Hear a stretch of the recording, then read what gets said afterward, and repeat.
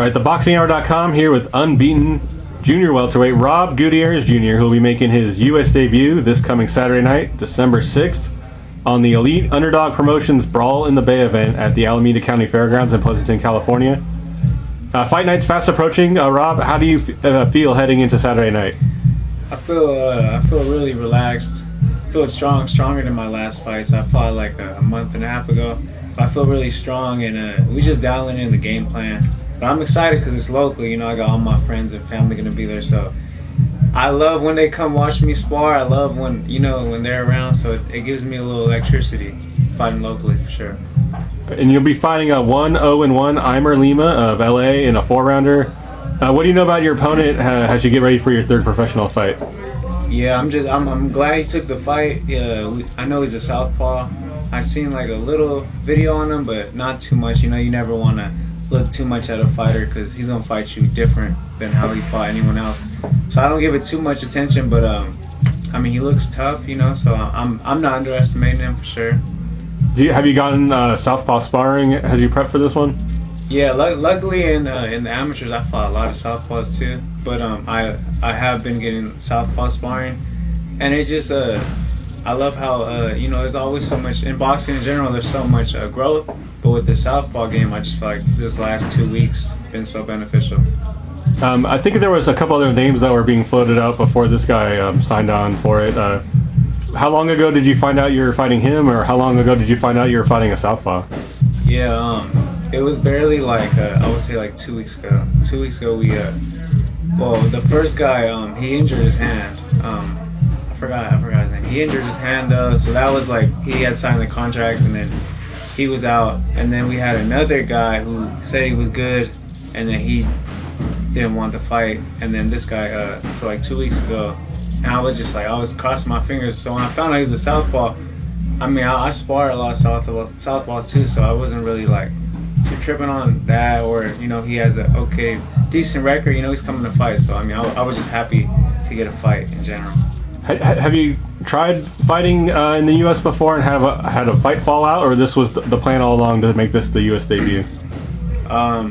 There was like some potential fights in the summer, but they didn't look like at Thunder Valley or something, but it didn't go through. But so this is what we wanted right now, showing up. You turned pro in San Luis, Rio, Colorado, Mexico with a second round KO, and then fought again, as you said, Tijuana, October 25th. You scored another second round KO. What were those experiences like fighting south of the border? It was unbelievable. We had my team was with me, so it was all our first time fighting out there.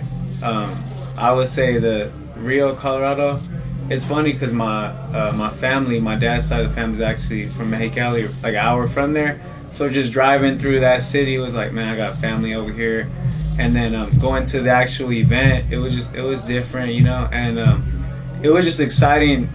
I felt so good. I felt so comfortable because I wanted it so bad. And even after winning that fight by knockout, like it was like those little gloves felt so like how I expected. Like I always wanted to fight pro already, so just that little gloves, I felt the impact. I felt stronger.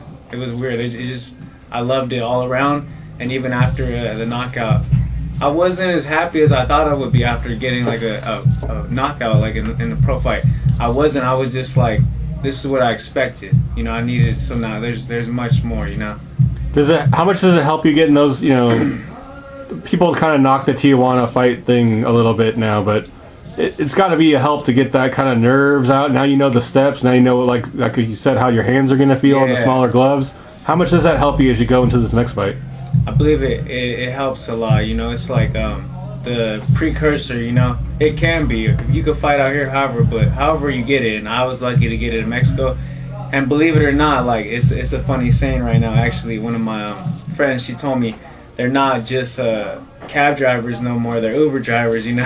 So the competition out there, they're getting better too. You never underestimate. I've seen Americans get upset out there. So you have to show out even out there, because you give anyone a little confidence, they'll run with it. And, this fight's obviously going to be much closer to home. How excited are you to be able to get to show off your skills as a pro for your family and friends? I feel a lot of excitement. Just having all my family there. My family actually went to watch the last one, but having all my local family, my friends, my gym there, just people I grew up with, just especially at the fairgrounds, Alameda Fairgrounds, it's just it's dope. I never expected. I actually manifested it. I'm lying.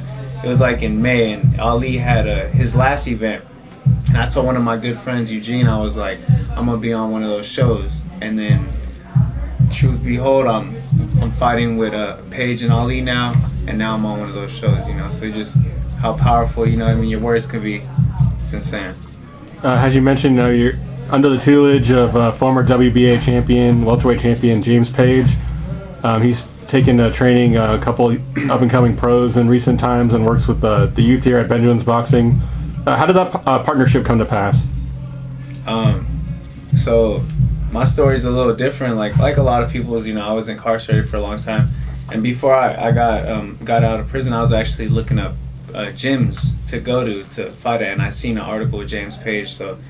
But I just didn't. I'm from San Jose. He was training at the Lions Den, so it just, it looked cool. In my head, I was like, that'd be so cool to work with him one day.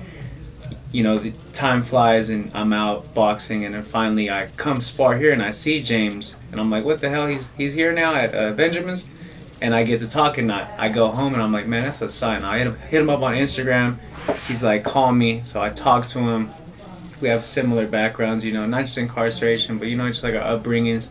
And he's like, pull up to the gym. So I came, talked to him and Ali, and it was just, a bond that me and him shared in the ring. I had never done mitts with someone like that. It was just, you could tell, he was war ready, and, he could take me places. And especially with Ali, he's so fundamentally sound. Both of them, I feel like they just piggyback on each other. I feel, confident when they're in the corner. You mentioned Ali Benjamin. He's part of your team. He's also the co-promoter, matchmaker for the event on this coming Saturday. What's it like working with him, and what's it like working? Your coach is also the promoter of the show. What's that like? I know. Right now, Ali could do so much things. He calls me Rob. He says I got a lot of energy, but that dude got fuel. He's an engine. He's always doing. He could do how do you say it? Jack of all trades. So Ali definitely. I would just say maybe the last week or two, because the fight's really approaching. He's been a little more. They're having more meetings and stuff. But whenever I need work, he's always texting me. He's giving me ideas. He wants me to be solid and sharp as possible, just like Paige. So and it is cool having him on the promotional, because it just makes me want to really do more. It makes me want to fight even better, because it's his show and he's going to be in my corner. It's obviously important always to have a good training team behind you, and you have obviously two solid trainers behind you.